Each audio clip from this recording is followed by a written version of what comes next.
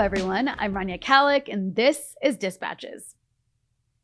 Libya today seems to be trapped in endless conflict between rival militias and rival outside powers, with migrants trapped in slavery and others drowning in the Mediterranean, trying to flee to the European promised land.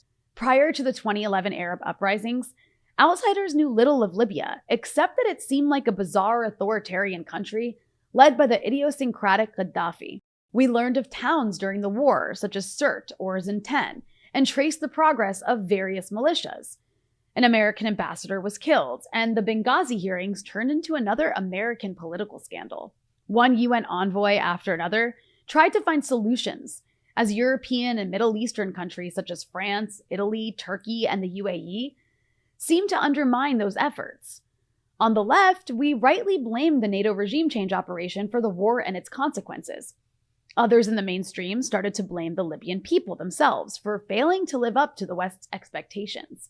But history didn't start in 2011. To understand the Libya of today requires going back several decades.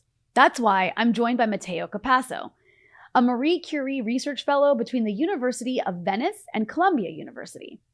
His research examines the impact of US-led imperialism on countries of the Global South, with a focus on Libya. His most recent article, The Perils of Capitalist Modernity for the Global South, The Case of Libya, was published by the Review of International Political Economy. Matteo, welcome. Thanks for having me on your show, Rania. Well, thank you so much for joining me. So let's just jump right into it and I guess begin at the beginning. Can you start by discussing the nature of Libya's pre-2011 government and explain what was the I always say this wrong. The Jamahiriya. Yeah, the Jamahiriya. Yes, sure. Well, it's certainly a long process, as you rightly said in your introduction. Libya basically found the Jamahiriya first. What is the Jamahiriya? The Jamahiriya is a term coined by Muammar Gaddafi, which is one of the group of the revolutionary officers who undertook a coup d'etat in Libya in 1969 and then ruled the country up to 2011. The Jamahiriya means the Republic of the Masses. It was established in 1977, so after the coup d'etat in 1969. And it was a social formation with a strong third worldist outlook, with state-led capitalist-oriented policies, which were aiming to improve the lives of the poorer classes, these marginalized groups, and it had a strong outlook towards national liberation movements. In fact, it did support many of them throughout the years. Now, what the Jamahiriya or the Libyan revolution was in the early decades, in the 70s and the 80s, was certainly not what Libya looked like in 2011. Why am I saying that? Because throughout the years, going from the 1980s through the 1990s, a major military and ideological defeat took place. And this ideological and military defeat saw basically the forces of decolonization, represented by Libya in this case, vis-a-vis the forces of US-led imperialism. And as the military and ideological defeat took place for the Libyan social formation, this also triggered a massive reconfiguration of the class and state structure of the regime, which inevitably heightened its internal contradiction. So what was a state-led development experience in the early years gradually transformed, metamorphosed into a private, neo-patrimonial-led social formation. In this process, a class of revolutionary officers turned into a military or merchant, military turned merchant, or what, the third world Marxists would call a comprador state, which ended up supporting, albeit quite contradictory, but it did support a certain the neoliberal diktat, and so its reform of liberalization and privatization. So by the time Libya in 2004 comes out of its international isolation, you have its internal elites divided by this and dominated by this process of class restructuring.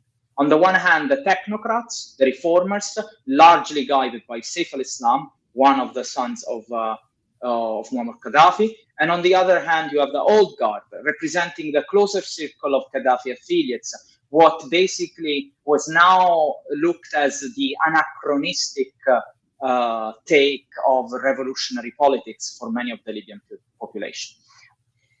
Inevitably, what you have also in 2011 is that as more and more the elites start accepting the diktat of the agenda, of the neoliberal agenda, then this defeatism of the elites and the acceptance of this agenda trickles down to the population under the guise of increasing inequality, to which the government responds to social discontent by becoming increasingly repressive and creating more and more alienation. The moment the protest starts, they are quickly hijacked by the imperialist forces, and what was a popular protest by a certain part of the population becomes the entire destruction of the country. Well, that was very well explained, and I appreciate that you talk about that drift towards neoliberalism on the part of at least some elements of the government. But can you talk a little bit also about the impact of sanctions and international isolation on the economy throughout that period, and how that also maybe played a role in that drift towards neoliberalism? Totally, yeah. There are two elements, at least in the work that I've been developing on Libya, two historical key moments that I think come to define this military and ideological defeat for the Libyan revolution. And these two moments are the Chadian War and the international sanctions. Now, why the sanctions are important? Well, I mean, you know very well, I guess, also from your previous host, that since the 1990s and the collapse of the Soviet Union, economic sanctions became an increasingly used and powerful weapon that could be deployed against countries of the global south that dare to challenge the dominant world order due to the consolidation of the financial and political project guided by the US. So as per Libya, you see the sanctions being, you can divide the sanctions in two periods. There is unilateral US sanctions being applied heavily as early as the late 1970s, but much more strongly by the Reagan administration in 1981. And then you have the UN multilateral sanctions applied in 1992 after the so-called Lockerbie incident. So the US unilateral sanctions included an export of controls on spare parts and the embargo of aviation spare parts and the embargo of all crude oil products. Now, just to give you an idea, considering that the US at the time had the monopoly on the aviation industry, the control on aviation spare parts really triggered operational difficulties and for the Libyan social formation. Why? Because first of all, they raised the cost of technological equipments and goods, and procurers could now sold them at inflated price, so adding risk premiums to those invoices basically. And the impact on the nascent Libyan sector was really strong. Why? Because there were unjustified financial costs. There was a damage to the image and distortion suffered by the Libyan national airline. And also, we should never forget that Libya was coming out of a long period of Italian colonialism, then British and French occupation. So there was obviously a gap in technological advancement. The US monopoly over the aerospace industry came to function as a part of the process of unequal exchange of technology, which impeded the health development of a service that was vital to Libya's economy, because it required also to bring a lot of foreign workers inside the countries. But I'm not going to talk about this, but the sanctions should never be singled out. They were one measures, but they always acted together with other measures taken by the US, whether gunboat diplomacy, bombings. We can go back to that later. But by 1994, I mean, just to give you an idea, just 2 years into the sanctions programs, the hallmark of what had been the early decades of the revolution, which was the infrastructural development of Al-Fatah, the opening revolution, the construction of hospitals, tenements, the possibility to give free education to all the population. Well, by the 1994, the hallmark of the revolution, this infrastructural development, was basically collapsed. If you just think about medical staff reductions, that the sector was strongly dependent on the expertise of foreign doctors, and so was also were the other sectors, the industrial sectors. So, like, for example, as much as 9,000 medical patients had to be treated outside. Then there is this constant repetition by conventional analysis that tell us, oh, but look, Libya was still able to somehow sell its oil to the European countries, if not to even more than the previous decades. Well, what is completely ignored is that the economic consequences of this air embargo translated into a depreciation of the currency, so less foreign reserves, thus inflation for the population, an increase of the price of consumer goods that equaled probably 200% above their usual level. And inevitably, the geopolitical conditions were risky for investors to go in Libya. Are you going to a country to invest that is under geopolitical threat of war and sanctions? Obviously, you're not going to do that. But at the same time, you are going to exploit the situation, because when that country is going to come to you and asking for spare parts, you are going to provide it with an additional cost of 300 or 400%.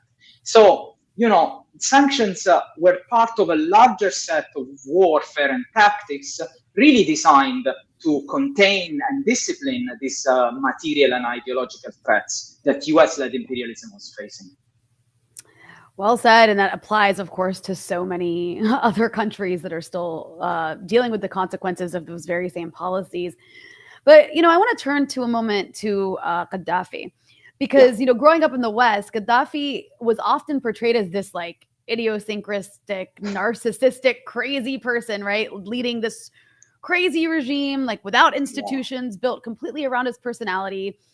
And as a result, the ideology of the regime and its kind of experiments with these new economic models are ignored or ridiculed. So can you explain, what they were and how they improved the lives of Libyans? Yes.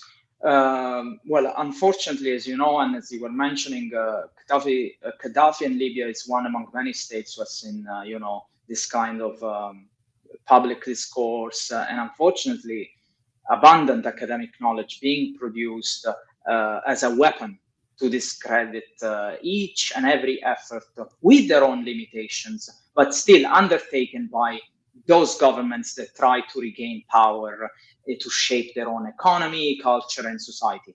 Libya, Venezuela, we're seeing this with China now. It's constant. So, what is important, I think, to say about this is that these ideologies or this way of describing are not just misconceptions, but they are also representatives of the class interest that have, to which they are connected. So every time somebody refers to Libya as a rogue state, a terrorist state, these terms are also a result of a class struggle. So they cohere with a certain position that has no interest to take seriously the possibility that the global South country can dare to develop an alternative to capitalist-led development. And this is what the Libyan revolutionary government tried to do when it came to power in 1969. Now, from an economic perspective, what is never really recounted when it comes to the Al-Fatah revolution, which in 1977 became Al-Jamahiriya, is that the Revolutionary Command Council, as soon as it came to power, expelled the Italian nationals and the Jews, confiscating all their assets. It shut down the Western military bases in the country.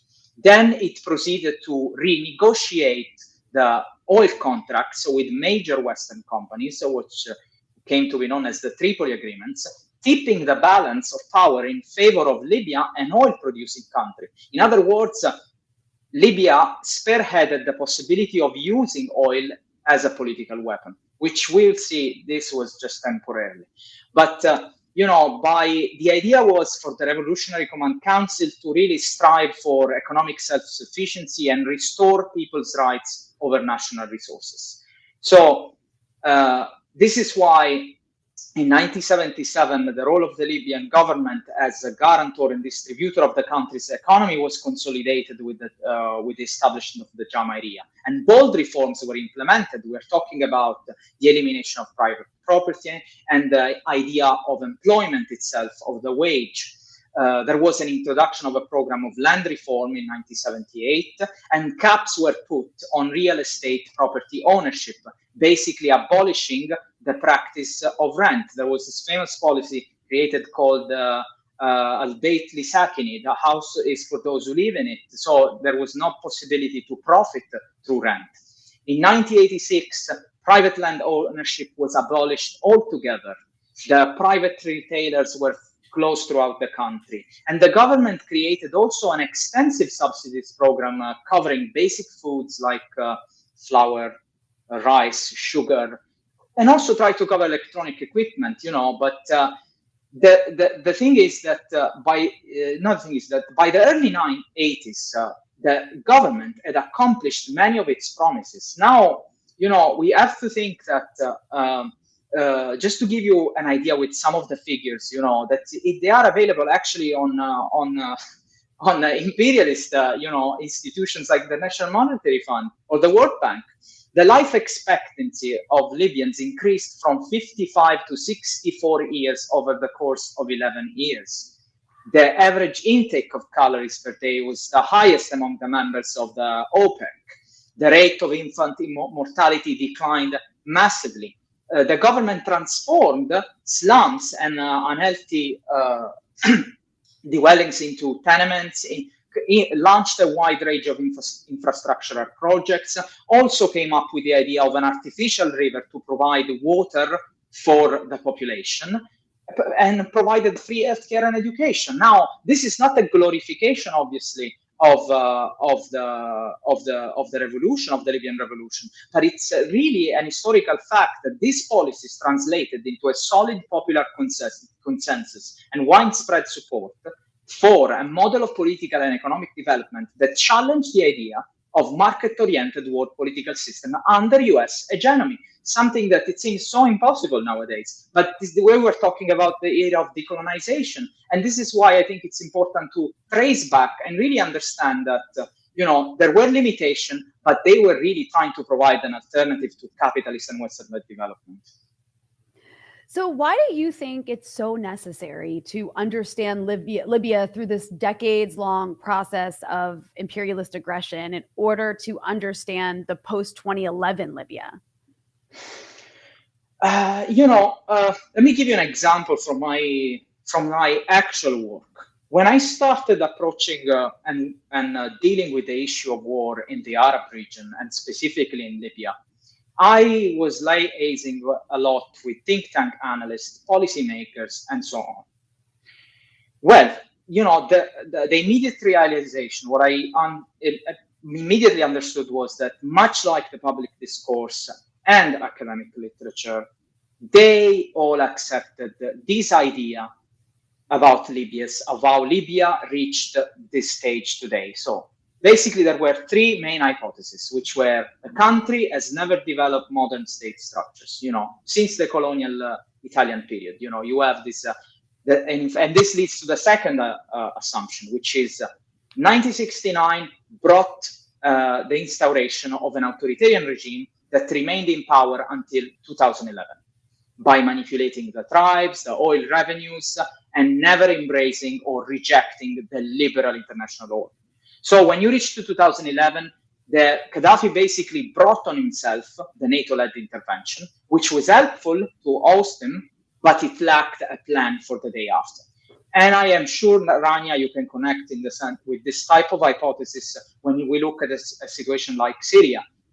Just change the tribal divisions with sectarian divisions. But what they're basically telling us uncritically is that Libya's problems are of a fundamentally internal nature. Right. Something is missing here. Where is the role of US-led imperialism? Don't we live under capitalism? Where is the global order in all this? And you see, what I started to realize more and more is that what at the start was just an analytical exercise is that the conceptual assumptions that we have over reality will come to determine the material ways, the policies devised to eventually think of a solution to the issues that we are faced with. Right. So one thing is, to block migrants and to put more boats and, and to send weapons. Another one is to start realizing, maybe our system of economic production has something to do with this. We have responsibilities. So this is why the need to really start tracing this back to the 1969 and to the era of decolonization. And in that sense, you kind of, you were referring earlier to the importance of oil. And so I'm curious, why did the Libyan state fail to transform the working class into a productive sector and fail to end dependency on oil? And I'm not trying to be harsh here because you do mention a lot of important things that were done, but you got to look back with a critical eye. Absolutely, you're right. Because if I was to define the Libyan development experience, I would probably use the word state-led capitalism. Libya, at least in the early decades, throughout the 70s and the 80s, it never became a socialist state because the government struggled to make people take full control over the means of production. So the state capitalist class, which considerably overlapped with the group of army officers who had carried out this 1969 coup d'etat, which, just for those who are listening to us, the operation was called Jerusalem in honor of the Palestinian cause. So the state capitalist class took control of the national resources, especially banks and oil, and then allocated them to economic reforms in support of political goals, namely the national and the time period of struggle. And this is important to understand because the rationale was we cannot have national independence without a radical change of the international order. So the two went together. It's not that, one cannot understand why was the Libyan government providing arms to the Palestinians or the IRA and was not thinking about reforms at home. These two processes took place at the same time. Now it inevitably encountered many problems, like, for example, the agricultural and industrial sector were never thrived because they were largely dependent on foreign labor, because nationals traditionally working in the agricultural sector were obviously more attracted by higher paid part-time jobs provided by the government. To address the question of labor, of foreign labor, the government only in 1984, which is almost 20 years since the 1969, started to coordinate the academic university system with the labor market. In other words, gearing degrees towards the needs and resources of Libyan society.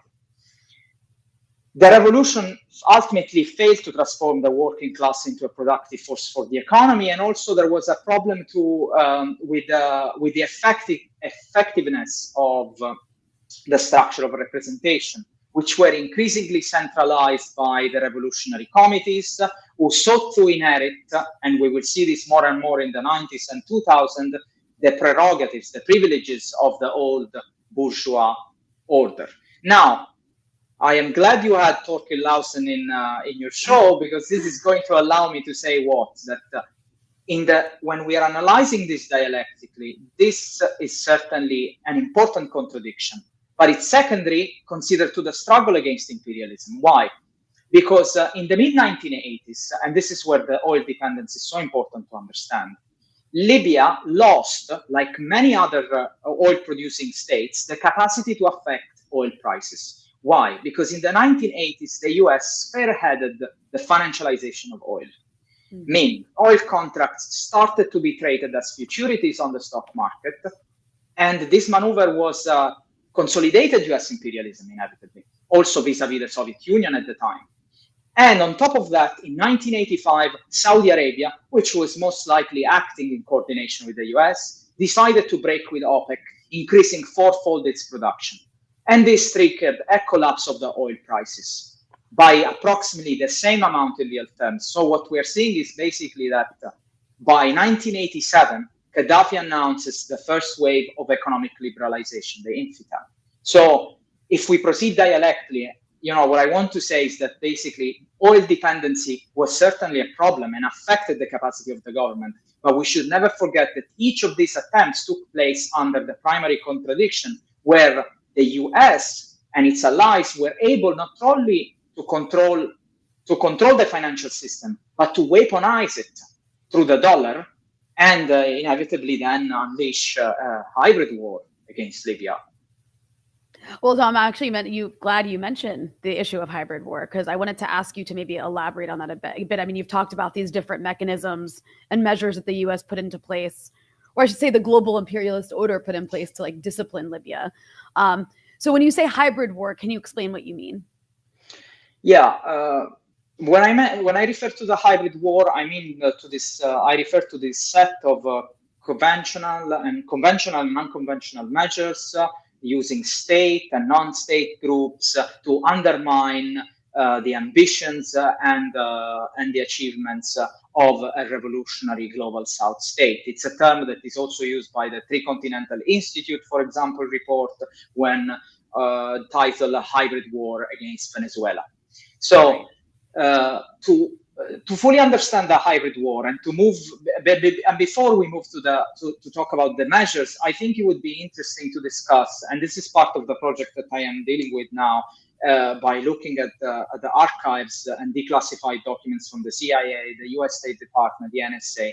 It is interesting to establish the motives that led to this hybrid war. Why? Because the moment you clarify what were the motives that led to this hybrid war, you don't just understand that the US has maintained a military and economic project in the world, and specifically in the Arab region of which Libya is part. But when Libya dared to challenge such project, the forces of imperialism came in and started using military conspiracies, military bombings, economic warfare, and so forth and so on. And what you see when you're looking at these documents is that three main pillars struck you immediately. First, what we already talked about, which is national autonomy over economic policy. That was something that could not even be conceivable for a country of the global South. Then you have anti-colonial solidarity. And this is where, I was shocked to see the amount of, which I even underestimated, the amount of Libyan government sponsored and support for national liberation movements all over the world, with a specific focus on the Zionist, against the Zionist entity. And this is, I think, something that generations to come should really remember, because it's the amount of support that Libya provided to different Palestinian factions to fight the Zionist entity is really something that should be studied and investigated much more. And finally, the last point was proximity to the Soviet Union, and despite the numerous, probably you could say disagreement, one of them being actually the fight against the Zionist entity, the US perceived that Libya and the Soviet Union were somehow colluding in many theaters, including Oman, Ethiopia, Western Sahara, Angola. So by the by the 70s, immediately, all this, by the late 70s, we could say, the US starts unleashing this hybrid war on Libya. And think about the first measure, the first time that Libya was put on the US list of state sponsoring of terrorism is 1979, precisely when Libya rejects the Camp David Treaty between Egypt and Israel. And this will continue because, it will include the training of a Contra group in Chad, of part of the Libyan military was trained by the US in Chad and then used to try an attempt coup d'etat in Libya. the sanctions we already talked about, the support of jihadi groups across time, from the National Front of Salvation of Libya to the Libyan fighting force, Islamic fighting force. And, we can go on and on in the type of measures that the US has taken against Libya. We'll do a whole episode. We'd have to do a whole episode just on that to actually go through it all. But no, I appreciate that. I want to turn to the issue of the civil war in Chad in 1973 and the proxy war that took place, because it sounds a bit like the proxy war taking place in Libya today with many of the same players even. And you claim that the loss in the Chad war and then the 1992 sanctions were two key historical moments because they culminated in this massive military ideological defeat for the Libyan revolution. So can you explain the consequences, like liberalization and the flow of Libyan investments outside to Western countries? Yeah. The war was a turning point, in terms of military and ideological defeat, because Libya entered the war as early as 1973 and initially was able to make some advances. I mean, now, whether or not we could agree on the strategic choice of the Libyan government to intervene and occupy an area of Chad, that's another story. But what we can see is that there was a rationale to this military involvement in Chad. Why? Because immediately Libya supported the anti-French group, the Front de Libération Nationale du Chad, and occupied the Azuzu Strip. Now, the whole rationale was that basically Libya rejected the colonial border formation and said that this area belongs to us because it's part of the heritage of the Senussia Brotherhood, which was the brotherhood from which the king, the monarchy, actually had been established back in 1951. In any case, by 1987, with the famous Toyota War, which is called so because Toyota pickup trucks were given to the Chadian forces, sponsored by France, the United States, Israel, and Saudi Arabia. These pickup trucks were used to defeat and push back the Libyan army. And so, while Chad turned into, a military debacle by the end of the 1980s, then you have the Soviet Union that collapses, and this is where we enter, as we said before, the infamous UN sanctions decade.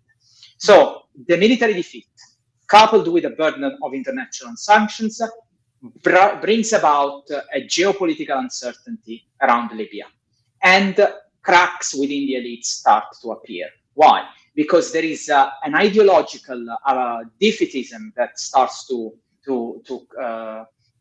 leak, that inevitably has to do also with the intertemporal preferences of investors. Basically, everybody starts to say, why do we continue to challenge imperialism here? We are isolated.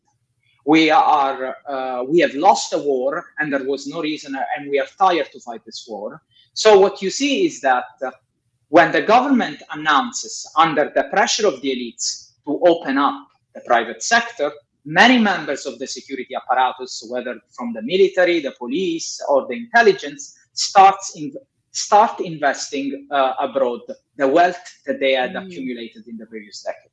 And this is where, you see the changes. Why? Because if the initial launch of these egalitarian policies had imposed the strict legal limits on foreign dollarized capital investments, this wave of liberalization opens up the gates of investments. Libyan investments flows outside to Western countries, and instead of being invested at the national level.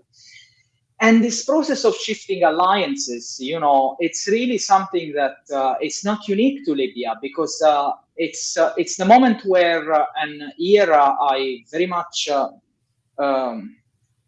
suggest the reading of the work of Ali Qadri, because it really describes the emergence of this comprador class. So you have these military revolutionaries that are now turning merchants.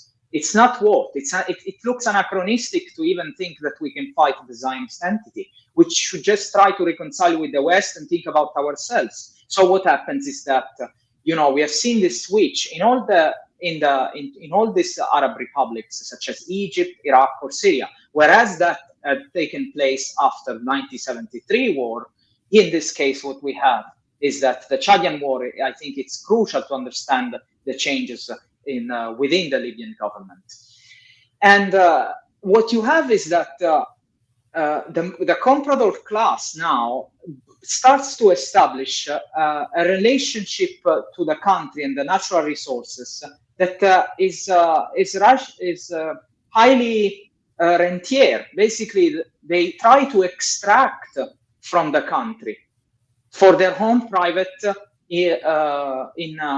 for their own private interest. This is what corruption is all about at the end, which is the transfer of public wealth into private property, and that keeps just rising and rising during this period in Libya.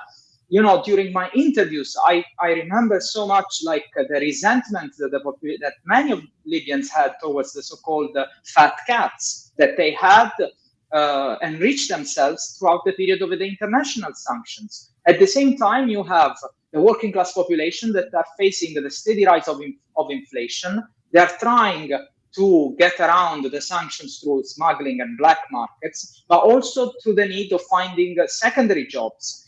And that's where the rise of corruption couples with increasing alienation towards the government. Because and people start wondering, why are we doing this? Why are we fighting the West anymore? Yeah. And this is where the defeat lies.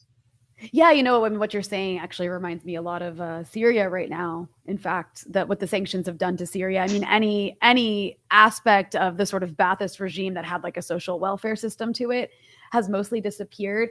And now it's just, a lot of people making a lot of money off of the black markets that, are a result of sanctions and this really like elite circle of sort of mafia bosses. It's the level of destruction it causes is so similar like across countries. But, you also write that a framework upholding capitalist modernity emerged as an alternative to socioeconomic inequalities and failing infrastructural development. Can you explain what you mean by that? Basically, we are temporally, I would say, historically, we are during this period. What we are seeing is that ideologically, there is a contradiction that takes place in Libya during this time. So the country is under imperialist assault. So there is an ideological defeatism among the elites, which trickles down to the population as well. So what happens is that the solution to failing infrastructural development and rising inflation and socioeconomic inequalities, so basically Libya's further integration into capitalism becomes what? Capitalism itself. And why does, how does that happen? It happens because as we had seen, for example, in the Soviet Union, the idea was people started wanting jeans, started wanting consumerist goods, because the idea was that, consumer fantasies, this is what Western analysts keep telling us, conventional ones at least, function as forms of popular resistance. Leather jackets, jeans, we are done with this authoritarianism. We want the lifestyle of the West. But there is a problem here. Which one is it? It's the fact that if this type of imaginaries, this type of solution, forget to tell us that in this global South context, this global South social formation operate under a wider geopolitical structure, which is US-led imperialism. So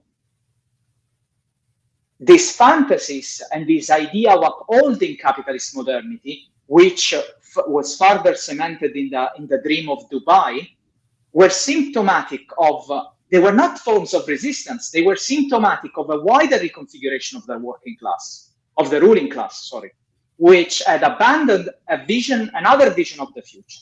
So being defeated, the population simply started wanting what the elites were pursuing. And this is where, basically they wanted capitalism. That's what they started wanting. And Dubai really captures perfectly that kind of contradiction itself. Indeed, across the region, the Dubai dream, as you've referred to it. And of course, you talk about how this was like a catalyst for 2011, and I do want to get to that. But I wanted you to also touch on the issue of why did Libyans who were left out of the country's wealth gravitate either to Western patterns of consumption and values, which you just described, but on the other hand, others gravitated towards religious extremism. Was it for similar reasons? Yes and no. I mean, in the sense that with the increase of socioeconomic inequalities and the rise of corruption, and once again, I have to say this because otherwise, we think that capitalism is not corrupted, whereas I think it's the most corrupted system of economic production.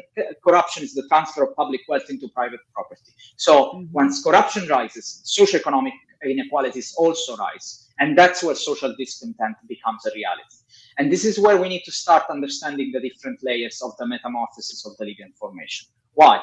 Because in the 1990s is a period marked by the multilateral UN sanctions, and also by the emergence of several opposition movements in Libya, some coming from the military and others foreign sponsored.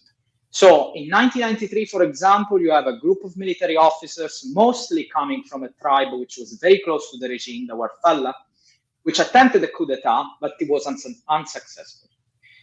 This coup d'etat is then followed by a major confrontation in the eastern part of the region between the government and the West-sponsored Libyan Islamic fighting force, Al-Jama'a al-Islamiyya al-Muqatila.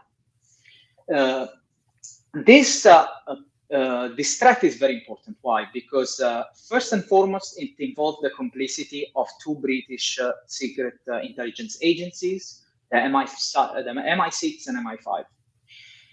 The group consisted mainly of the so-called Libyan Afghans, so Islamist jihadi fighters who had fled Libya in the 1980s, joined the Mujahideen in Afghanistan to fight the Soviets. Then they decide to come back to Libya to mount an armed resistance against the regime with the firm goal to eliminate the Libyan leadership.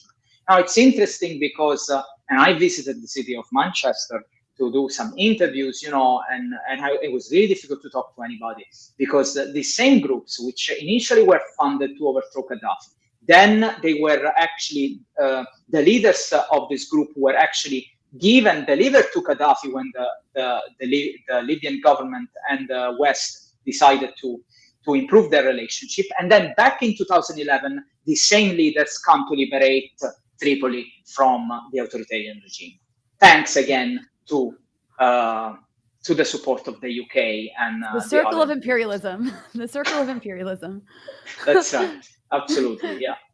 Well, it's good you mentioned Manchester too, because I remember back in 2017, there was actually an attack in Manchester by a guy who had fought in the anti-Gaddafi uprising in Libya and came from a family.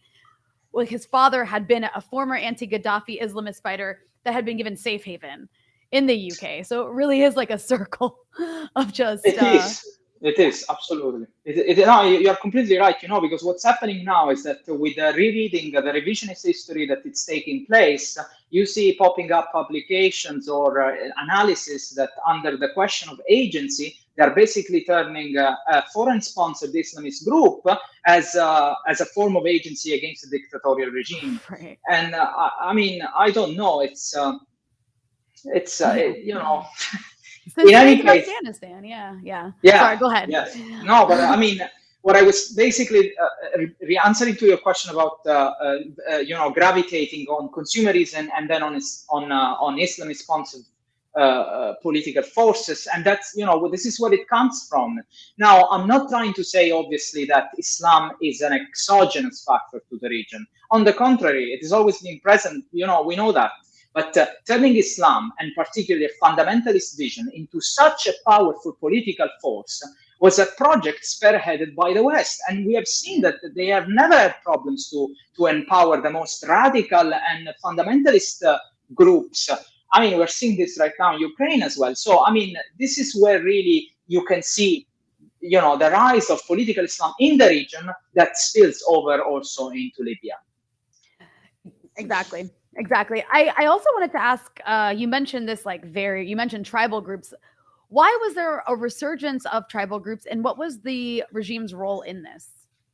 Yeah, I mean, when we talk about tribes, I mean, we perfectly know that conventional pundits love to refer to tribalism in kind of somewhat Right. mysterious, I don't know, social factor playing behind the curtains in Libya. Again, from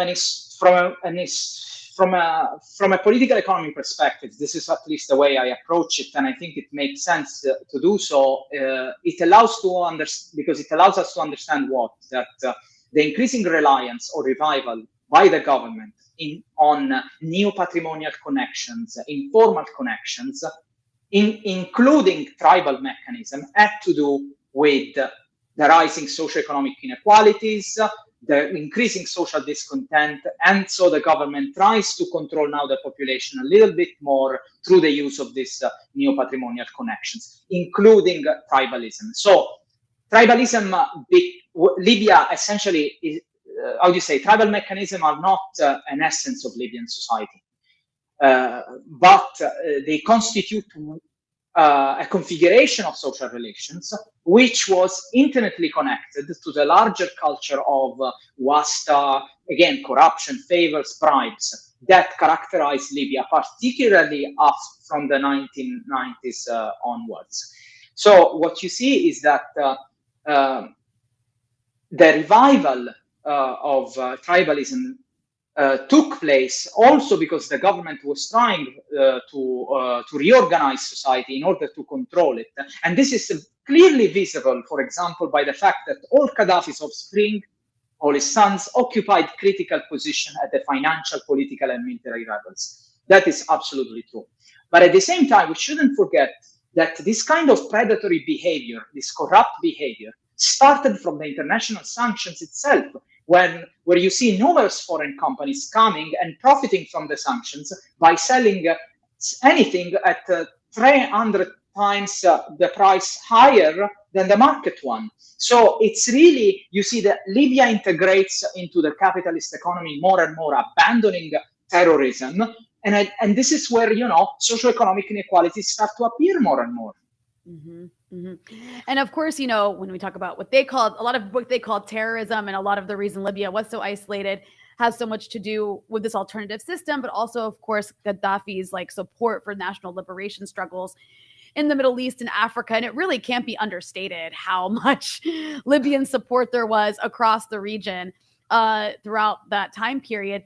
But of course, the relationship between Gaddafi with the West changed over the years, from that isolation to improved ties post 2003 to what could be called, close collaboration with countries like France and Italy. And then they still turned on him, which is interesting, right? It wasn't enough. So can you maybe summarize a little bit of that history, at least briefly?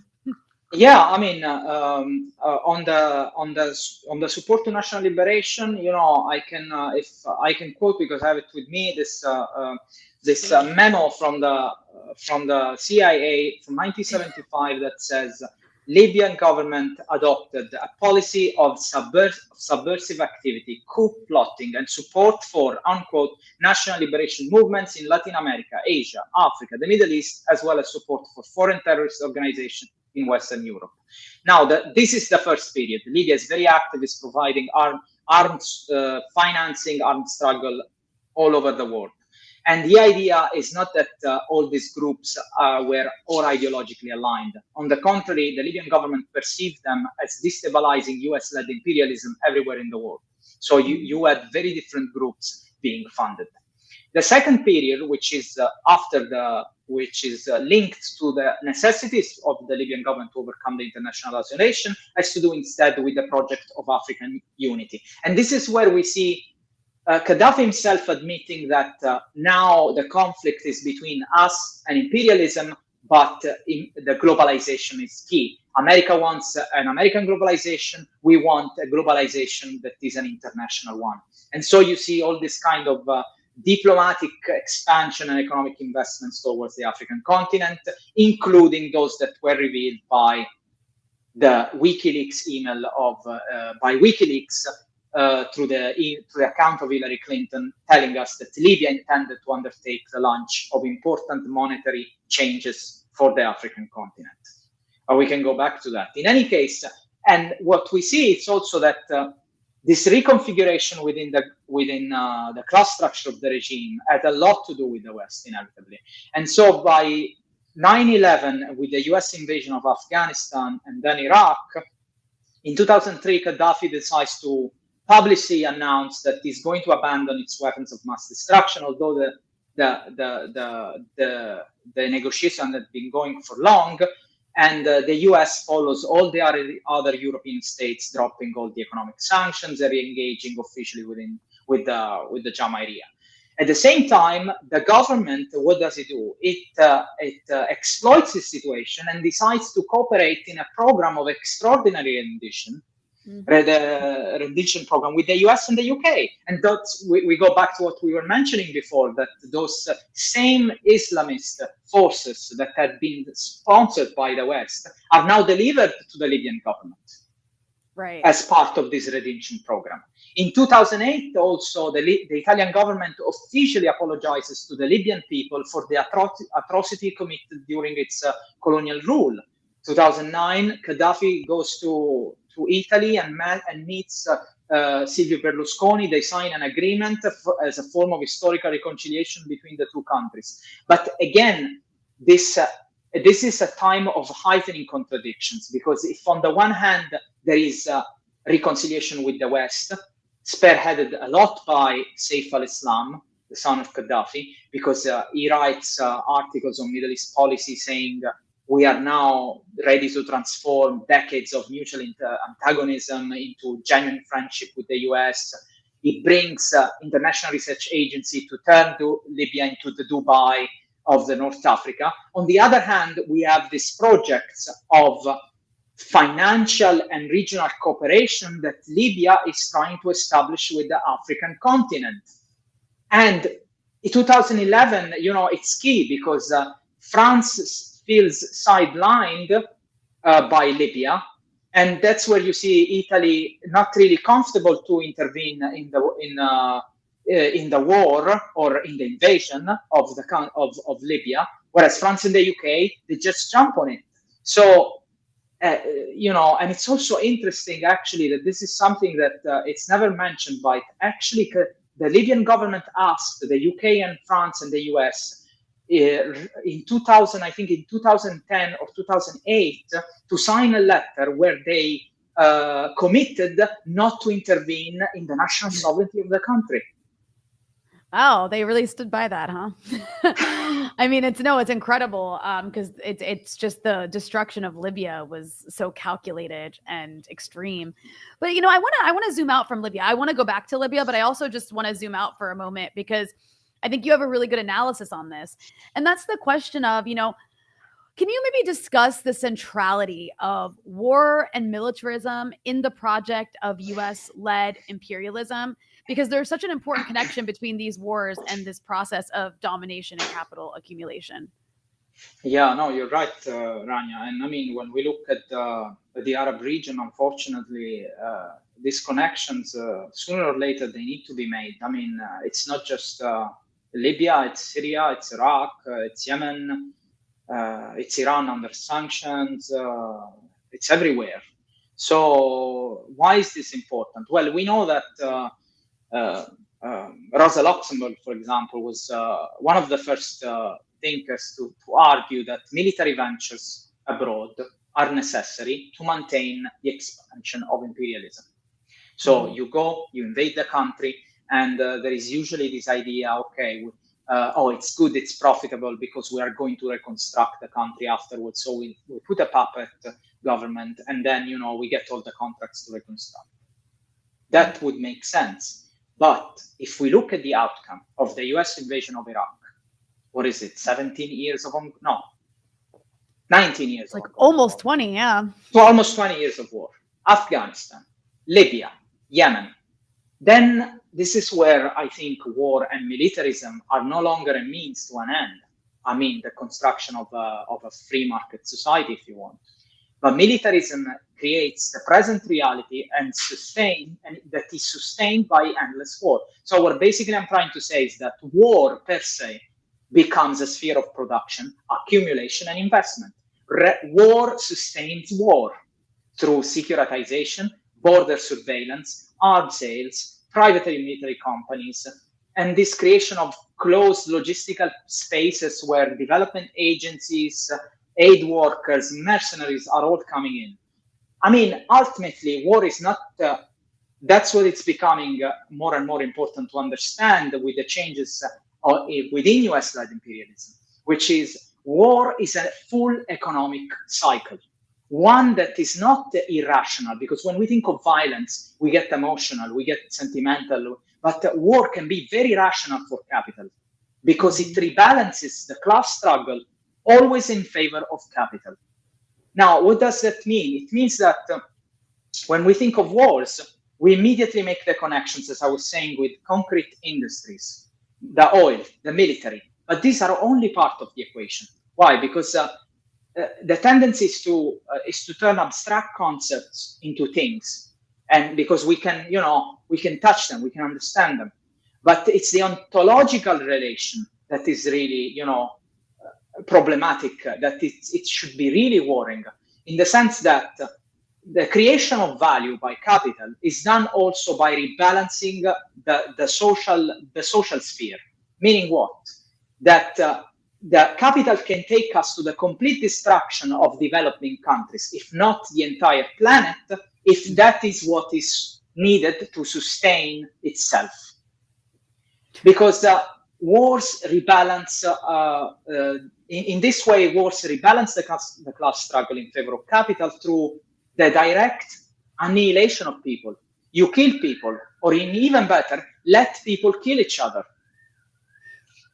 Wars reduce their longevity in relation to their historically determined levels. Wars cheapen their lives of workers. Don't just think about the death, people dying at wars. Also, let's think about the fate of those who try to escape wars. So, by destroying both man and nature, these wars weaken the sovereignty of countries. They make them weak, fragmented. There is no more an institutional support that is capable of mediating the interest of the working classes vis-a-vis capital.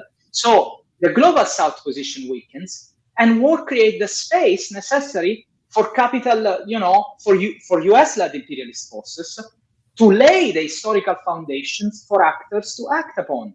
So it's not just a question of profit. It's an entire mode of social reproduction that guarantees profits, but weakens labor to mediate with, in its capacity to mediate with capital. And I believe I have to say this, but anybody who entertains the possibility that NATO can act as a progressive force, it is either paid by an intelligence agency, or it is someone who's acting to safeguard its own class privileges, which are tied to imperialism. 100%. No, that's so important what you just said, and also just reveals just the level of dystopia in the system that we live under, just given like the level of death and just gruesome atrocities that are inflicted on people to maintain this system. But I guess to move back to Libya now, and I promise to connect what we just talked about to it, but let me start with this. Why did so many militias emerge in Libya? Well, because clearly it wasn't a unified uprising in Libya. That's what you had were, popular protest in certain parts of Libya. There was social discontent, absolutely, particularly among the youth. But what you have after is, the increasingly pouring of weapons by Western countries mostly, and their regional allies, Qatar, UAE, Saudi Arabia, even Sudan. And the idea is, let's arm any group who has the goal to overthrow the leadership. What's going to happen after that? Again, it was nobody interested, because it's not in the interest of capital to basically try to rationalize and say, again, let's put a puppet government, somebody we can control. The idea at that point is that war feeds war. Yeah. And this is where we see all this, we want to talk about corruption under the Jamahiriya in the last decades.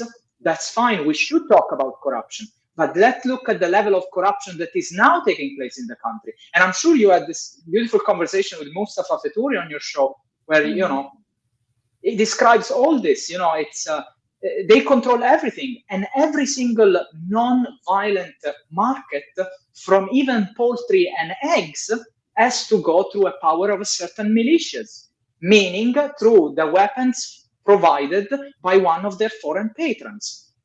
Right. And this is how you dismantle the social texture of a country. We saw it happen in Syria too. And it's funny too, because it's the way you talked about, like the way that tribalism's talked about and all these other issues revolving around Libya are talked about as unique to Libya. The idea of militias, I mean, this I think would happen in most places where the conditions that were imposed on Libya are imposed. I mean, I think tomorrow in the area of the US where I grew up in Virginia, you could see the emergence of militias in various neighborhoods if you had a similar set of circumstances. Absolutely. Like you're talking Absolutely. about. And so I guess to bring it back to what we were talking about, how does US-led imperialism underlie the ongoing war and militarism, which contributed to the destruction of Libya? And how is Libya's trajectory linked to forces at the core of US-led imperialism? Well, because as as one of the comrades that I think has certainly been also on your show with Jay Prashad has always said, what we're seeing is a battle that goes back to the 60s and 50s. It's the forces of decolonization on the one hand and the forces of imperialism on the other hand. When we look at Libya, we are looking at a revolution that did not act alone. It was part of a larger movement at the time that saw the rise of Arab socialism, the installation of many revolutions, and also the presence of a counterbalance to the US, which was the Soviet Union. With the collapse of the Soviet Union, the sanctions decade, the US going fully dragged on its neoliberal policies. Basically there is this way of seeing the world coming from the global south are gradually, many of them at least, are gradually defeated. And we need to understand the relationship, the legacy that imperialism has on Libya. Because as I said at the start, it's if we continue to proceed by saying, oh, look, all these militias, all these armed groups they simply reflect the legacy of Gaddafi. Well, then, we're not going to get out of anywhere. I mean, I'm sure maybe you might agree with the fact that the situation worldwide is quite gloomy. But this is where, we need to understand how imperialism underlies the fragmentation, the destruction of Libya. Because Libya has been, first slowly integrated into the global circuits of capital with an hybrid war through the 90s. And this latest war of aggression has literally inserted Libya into a changing phase of imperialism. Because as much as Libya has changed from the 70s, imperialism has also changed. And this is where we see that we're seeing the bully in decline, and he's trying to do everything to hold on its power. And how is he doing this? By creating all this amount of wars all over the world. And this is a way to maintain the primacy of capital, but at the same time, it's so destructive that it's scary. It is. It's terrifying. It really is.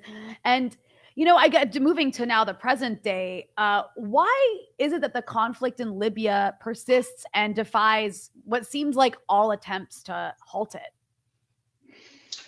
Well, it's obviously we go back to the assumptions that are given to the conflict, which is this is Libya's problem. But you just need to look at the figure literally to understand the cycle of imperial violence and profitability. So on the one hand, you have a United Nations mission in Libya was trying to talk about peace, arms embargo, and so on and so forth. But then you look at the U.S. arms sales to the Middle East. that in 2019 they increased 118% compared to the previous years. Take Italy, has managed to sell a total of 1.3 billion armaments to the countries in the Middle East and North Africa. Then you have the refugee problems. And this is where, this self-fulfilling cycle is really striking, because the war industry profits from both sides of the tragedy. First, you fuel conflict in the region. Then you start providing the infrastructure and technologies to stop refugees from coming to Europe. So you have top European arms sellers and not, so Raytheon, Finmeccanica, Airbus, which are the same beneficiaries of these tragedies, of this destruction. French military operation in the Sahel since the destruction of Libya have increased. Germany and the US are building a wall between Libya and Tunisia for security reasons. The EU is installing a digital surveillance system on the coast of Tunisia. And AFRICOM, whose bases Gaddafi opposed to be based in Africa, finally has relocated in Africa, because it used to be in Frankfurt, Germany. I mean, basically, it's you are seeing why is the conflict not reaching an end? Yes, there are numerous internal conditions and contradictions that require careful analysis, that require careful handling and policies. But again and again, what you're seeing when you're reading all these policies is that we just don't want to talk about the elephant in the room. Nobody wants to question the current economic model. Yeah. It's as simple as that. And I appreciate your time, and I promise just a couple more questions. But I wanted to ask you about, there are so many myths about the Arab Spring, about the first protests and, regime responses. So can you briefly summarize how things got started in Libya? Like, why did the uprising take place when it did? Was it actually peaceful at first? Yeah. Do you think there really was a threat of the regime committing massacres in Benghazi? Fun questions. Fun questions, because I know you are very well versed in what happened in Syria, and fabrication. Unfortunately, it's the information war. Let's put it in this way. It's part of it. Mm-hmm. There is no justification for what NATO has done to Libya in 2011. I mean, even if I found Libyans themselves justifying it, we go back to this idea that you uphold capitalist modernity as a way to improve your condition, but this is a self-defeating. So 2011 was a war of aggression. The grounds were ripe and they were exploited because there were increasing internal contradictions, which we have discussed, from progressive revolution to comprador state.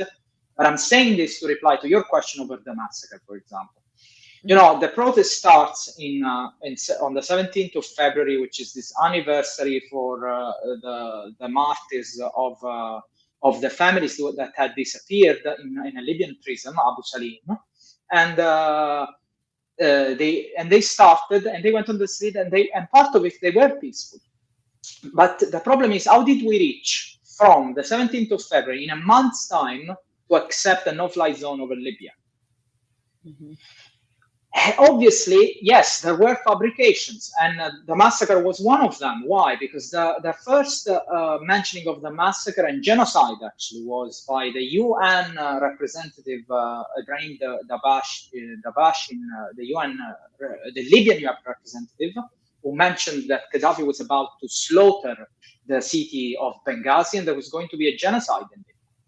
Now, this is, as you are very well versed, Rania, on all this, in the sense that they want us to make believe that the media, and particularly the social media, are a democratic space, whereas they can be weaponized at any time, again, for the interests of the powerful.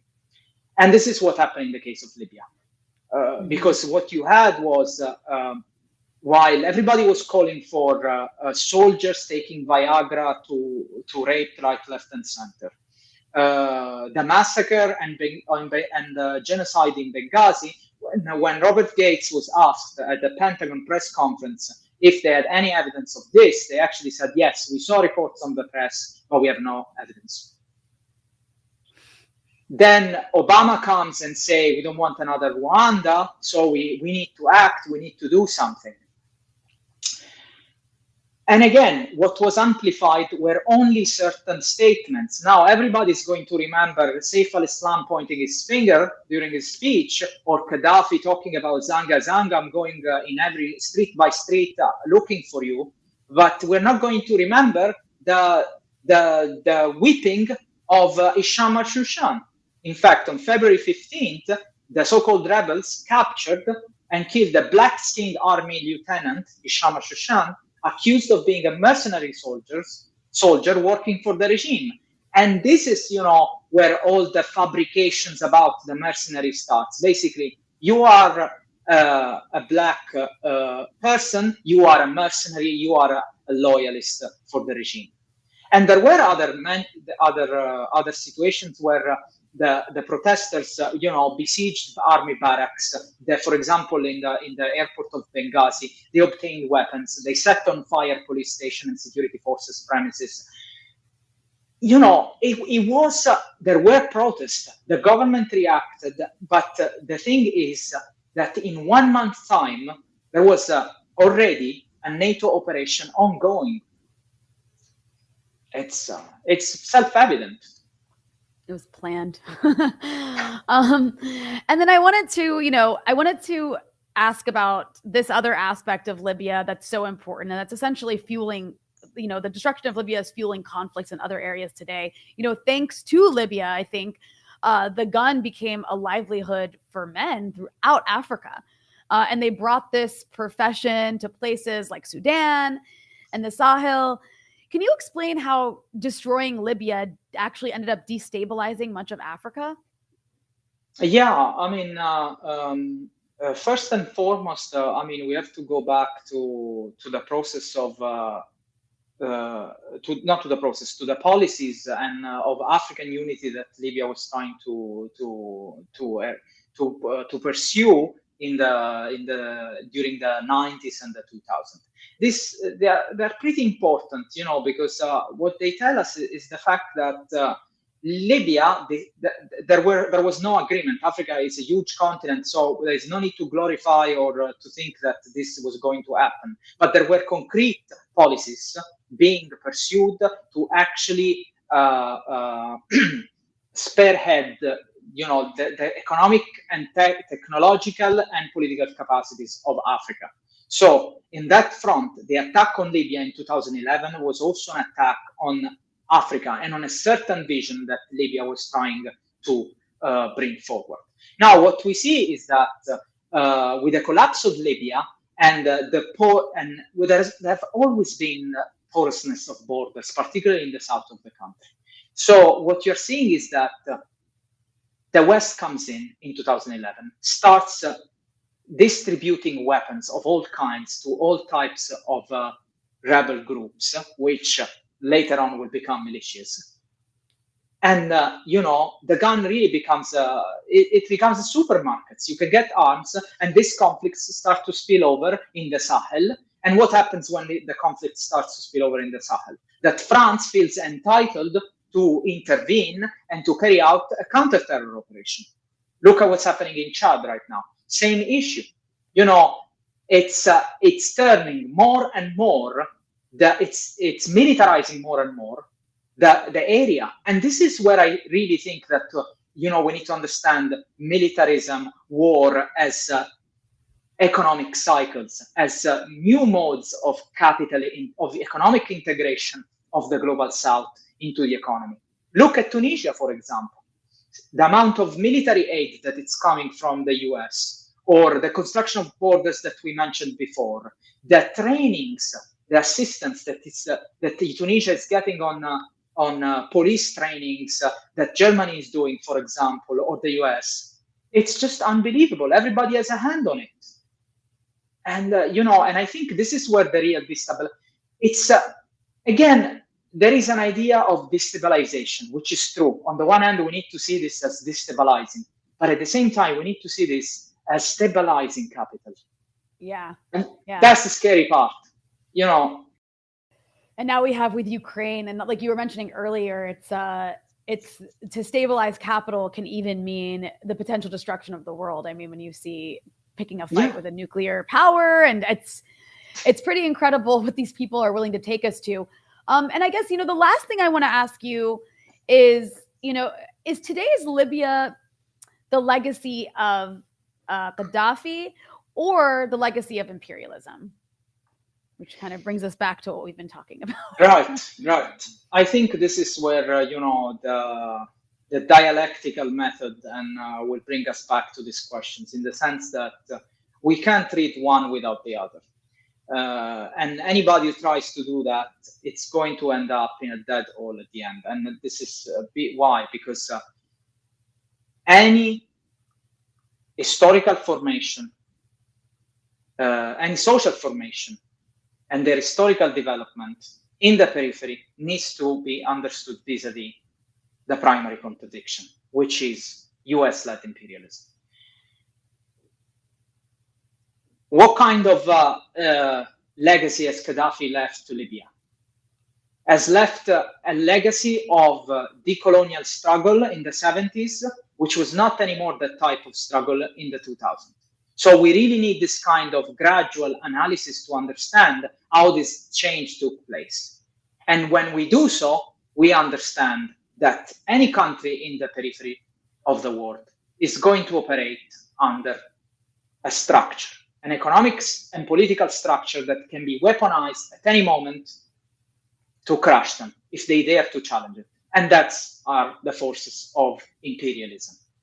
So what we see now is that Libya is not just the legacy, it's not the legacy of Gaddafi.